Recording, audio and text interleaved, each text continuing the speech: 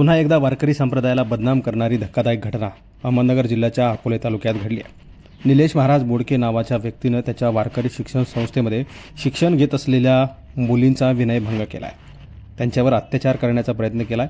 सदरील व्यक्तीच्या विरोधामध्ये अकोले पोलिसात पोस्को अंतर्गत गुन्हा दाखल करण्यात आल्याची माहिती आहे। निलेश बोडके हा अकोले येथील मुकाबाबा वारकरी शिक्षण संस्था चालवतो। तो बदकी तालुका अकोले जिल्हा अहमदनगर येथील आहे आणि बोडके हा वारकरी शिक्षण संस्थेचा संस्थापक देखील आहे। त्याच्याकडे अनेक मुले व मुली वारकरी शिक्षण घेत असल्याची माहिती आहे आणि याच वारकरी शिक्षण संस्थेमध्ये वारकरी शिक्षण घेत असलेल्या मुलामुलींवर सदरील निलेश बोडके हा नराधम व्यक्ती अत्याचार करण्याचा प्रयत्न करत होता।